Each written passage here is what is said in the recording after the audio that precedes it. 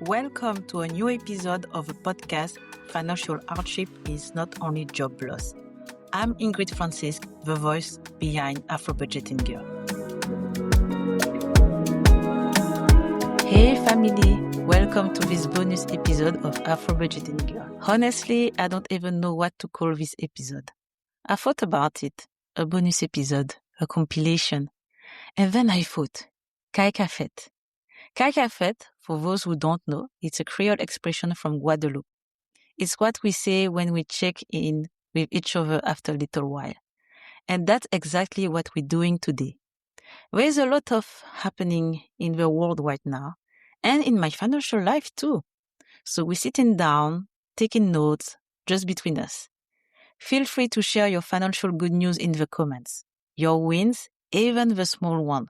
It really does motivate to see good news out there. This episode is a little longer than usual, so get comfortable. Let's go. The event of the month, obviously, is the World Cup. And even if you don't like football or soccer, you can't escape it. The energy, the songs, the diversity, the spectacle. Me, I put on my tax specialist glasses. Because there is one player in this competition that has always bothered me a little. And I think we need to talk about it. FIFA. FIFA is projected to generate $13 billion over its 2023-2026 commercial cycle. 13 billion. That's a 72% increase compared to the Qatar World Cup cycle. And the 2026 World Cup alone is expected to generate around $9 billion. Where does that money come from? From us. The TV rights, a subscription pay for, the sponsor whose products we buy, the jerseys we order online, the tickets, the merchandise, the fan zone, the sport betting. But here's what most people don't know.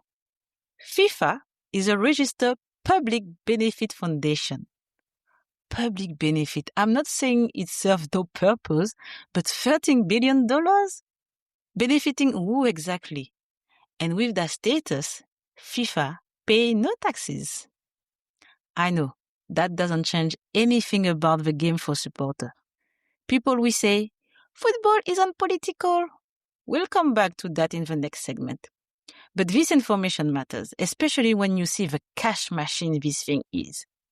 And the real question is, who actually benefits from all this money? FIFA distributes $871 million in prize money to participating teams. Each team receives a minimum of $12.5 million just for showing up. Sounds amazing, right? But that money doesn't go directly into the player's pocket. No. It goes to the National Football Federation. And depending on the country, how it gets distributed between the federation, the coaching staff, and the player can be very unequal. For some African or Caribbean teams, the player only sees a fraction of that sum. 13 billion generated. FIFA is an absolute cash machine. And we, the fans, the communities, the diaspora, we are the emotional and financial fuel. That needs to be named. Did you know that FIFA was generating 13 billion with this World Cup? And that they pay no taxes? Does that change anything about how you experience the competition? And did you know how the prize money gets split between the federation and the players? Tell me in the comments. Let's talk about the players. Because we tend to have this image, they are millionaires, the guys are loaded, they are fine, no worries. And for some, yes. Mbappe, Cristiano Ronaldo, Mohamed Salah, a whole other financial galaxy. $10 million per year, advertising deal, image right? Yeah, you got it. But the reality of professional football is that the vast majority of players don't look like that. There are players at this World Cup who play in lower leagues, whose monthly salary is comparable to a middle manager in Europe, and who have entire families depending on them. Not just their immediate household, but parents, brothers, sisters, cousins, whole community back home. That footballer who went out and played despite the humiliation dealt by US immigration. Maybe he's thinking about his kids, about the house he's building for his family. Maybe that match represents 6 months of rent for people who are counting on him. Will financial resilience often looks like that? Not a comfortable choice, a necessary one. Do you relate to this reality? Being the financial backbone for multiple people on a single income. How do you manage that day to day? Share in the comment. Football is political. It always has been, and that's a position I stand by. The images from this World Cup only confirm it. Senegalese fans who can't enter the United States to support their own team, travel ban, the Iranian support staff turned away at the border, the team forced to base themselves in Mexico and commute in just 4 match days, an Iraqi player detained for hours in Chicago, his phone searched, the Somali referee sent back to his country. We all seen or heard something about the US immigration situation around this tournament.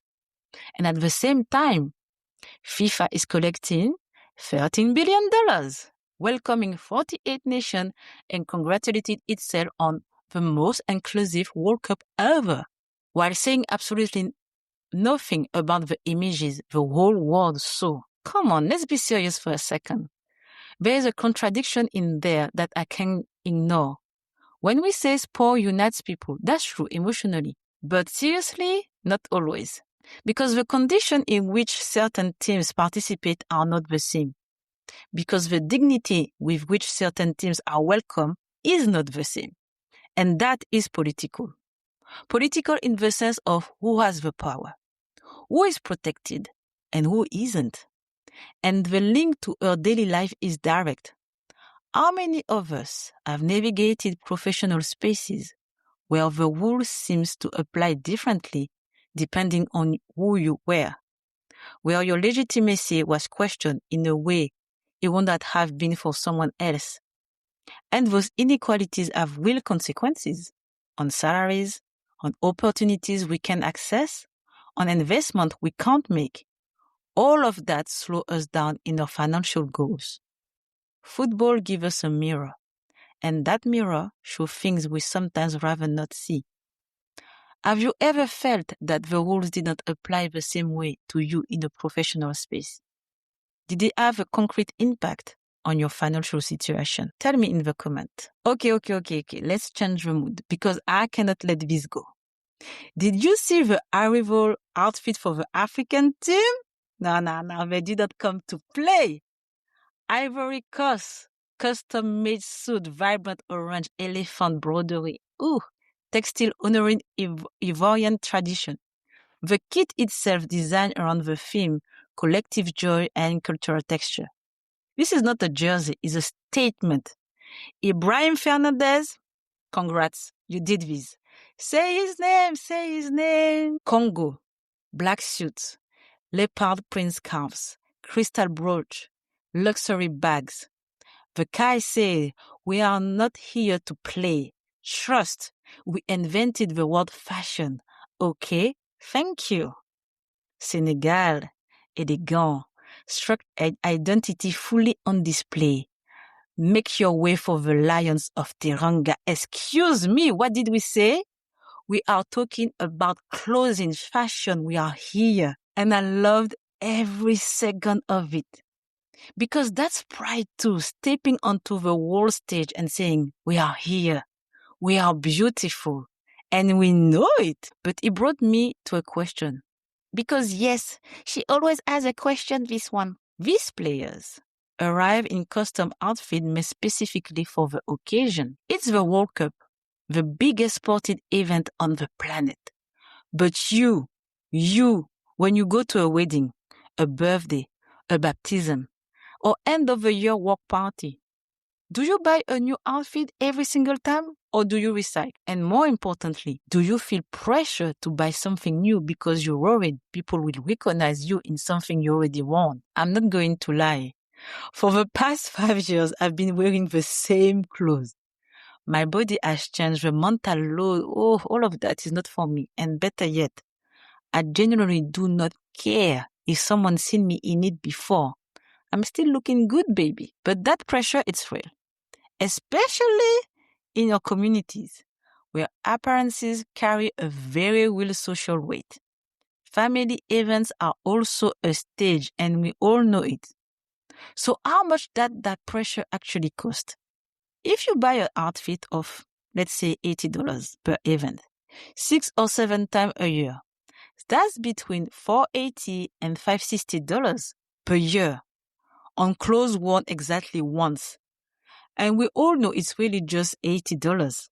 The fabric, the tailoring, the accessories. Yes. We see each other. Outfit recycling is smart, it's sustainable, it's economical. A beautiful outfit worn a second time with a different accessories, different hairstyle, nobody remembers. But your bank account, it does.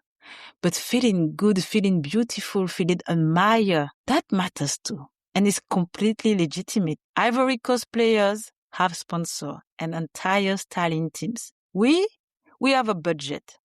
And that's what we have to be strategic with. Do you recycle your outfits for event or do you crack every time? Do you own it or do you feel guilty? Tell me in the comment. The World Cup has an impact on a spending that we don't always track. It's a well-documented economic fact. When people are happy, and especially when their team is performing, they spend more. Joy opens the wallet, and I crack too. We bought the Senegalese jersey. Hey, the Lions of Teranga, Senegal Rec. And I'm currently on an active search for the Haiti and Curaçao jersey. Because as a Caribbean woman, an Afro-descendant, I need to support them. Come on now. That's my way of being here. Was it in my budget? Honestly, nah. Is it a strategic plan anyway? Of course. Yes, because he was conscious. I know why I'm doing it. It aligns with my value, my identity, something that matters to me deeply. The difference between an impulsive spend and a strategic spend is not always the amount. It's the intention behind it.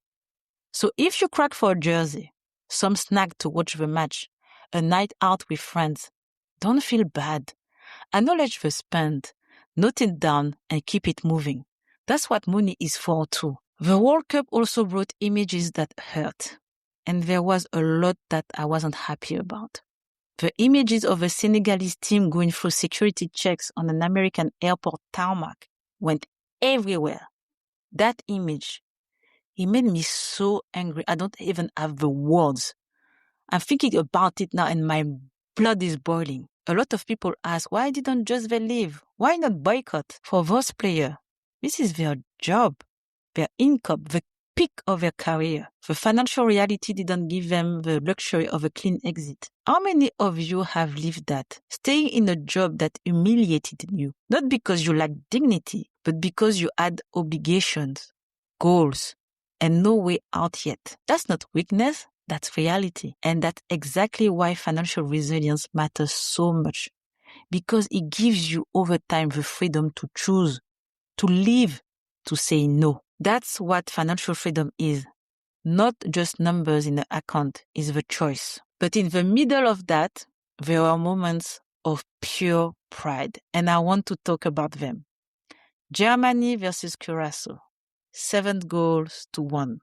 And me, as a Caribbean woman, I was extremely proud. I know. But they lost 7-1. Yes, and so what? This is Curaçao's first ever participation in a World Cup. Never before. And they score a goal against Germany, one of the best teams in the world. That goal, that one goal, is a victory for the entire Caribbean diaspora. It's historic. And Cabo Verde, 0-0 against Spain, mwah, magnificent. But it was a draw, yes. Holding your ground against a giant. That's a win.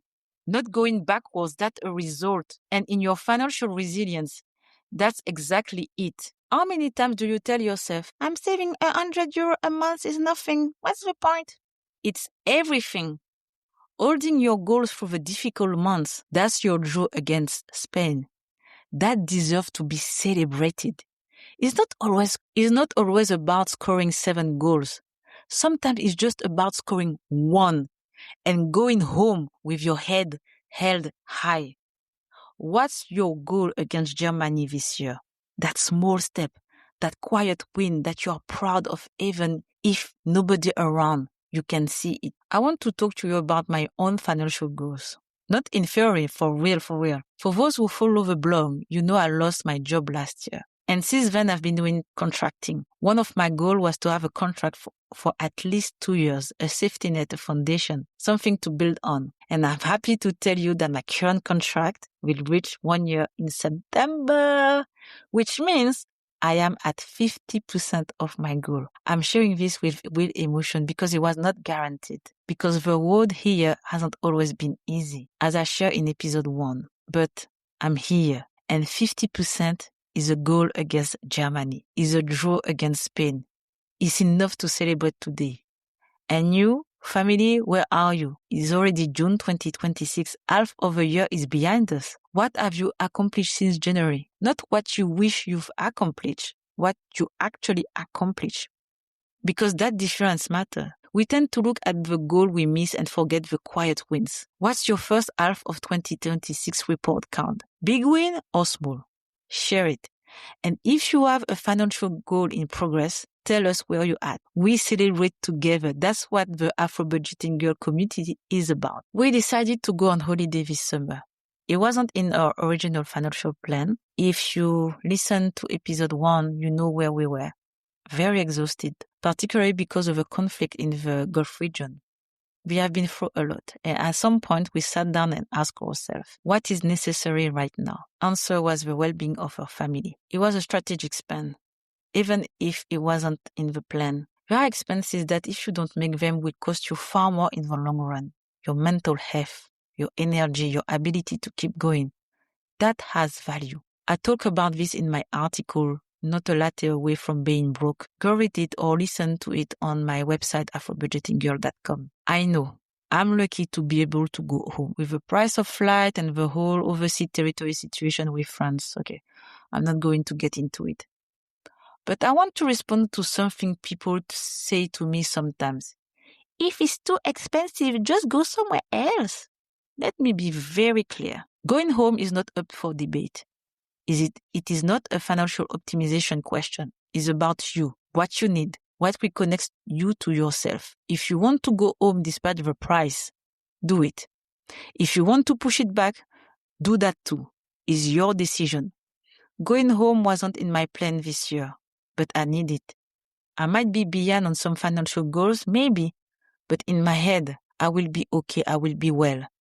And that counts. I'm not telling you to spend a fortune to feel good. Well-being can be small, accessible, free. A picnic in the park, an affordable manicure, a bath with candle and music playing in the background, a walk at sunset, a coffee alone with a good book. These little breathing moments, they count. They recharge you, and they won't compromise your financial goals. And I'm especially thinking about those of you who are job hunting right now, for whom even a small pleasure spent feel impossible. If you find a coupon, a free offer, something accessible, please do it. Your mental health is not a luxury, it's a necessity. And as I always say to my community, health is wealth. What's your favorite small well-being spend? The one that costs almost nothing but generally makes you feel good. Share in the comments. It might help someone in the community. Okay, before I let you go, one last thing that's been on my mind. A little celebrity corner. And I honestly don't even want to talk about this guy seriously. They piss me off because he sums up everything I can't stand. Floyd Mayweather and Elon Musk. Let's start first with Elon Musk. He's on track to become the world's first trillionaire. Yeah. I don't know if this word even exists. I don't know even anymore. Anyway, for those who know me, I'm all for your financial freedom, wealth, everything. But at this level, especially when you know how he got to where he is, nobody can tell me that money and politics are linked. I'm going to say something that's going to annoy more than a few people. Elon Musk, Bezos, and the whole crew of bozo clowns, this is a big part of why I don't invest in the stock market. Not because they're getting richer, but because of the mistreatment they inflict on their employees and partners to increase their profit and dividend. I'm not a socialist, but that mistreated employee, it could be you. It could be me. And Floyd Mayweather. His story is a reminder that being rich does not mean being financially educated. Floyd is reportedly having money problems. This is not an official source, but on the Black Culture podcast I listen to, is being talked about it a lot. And is yet another lesson. Money and financial literacy are not the same thing. You can earn hundreds of millions and still not know how to manage it. That's exactly what we do here. Together generally matters. Do the practice of the ultra-wealthy influence your investment decision? And the flood situation, does it surprise you that someone can earn that much and still mismanage it? Tell me everything in the comments. That's it for this episode, family. Ka Fet, we covered it all. FIFA's $13 billion, the rich player, and the rest, football and politics, the Ivory Coast outfit, and the question, do you recycle it? Curaçao, Cabo Verde, and what the match teaches about small steps, dignity at work, and possible choices, financial resilience. My goals, 50% rich come September, the summer holiday, because going home is not up for debate, and Floyd and Elon because money without financial literacy is not enough. Leave your answer in the comment. I read every single one of them. And if this episode spoke to you, share it with someone who needs it. Find all our articles and resources at AfroBudgetinGirl.com. Take care of yourself and never forget, health is wealth.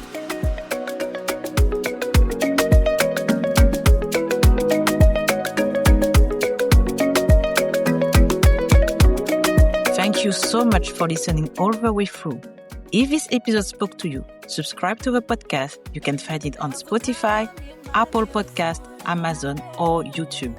You can also join our WhatsApp community, download our free tools, the budget tracker, and the 200-question practical guide, and read or listen to blog articles for concrete solutions, all on AfroBudgetinGirl.com.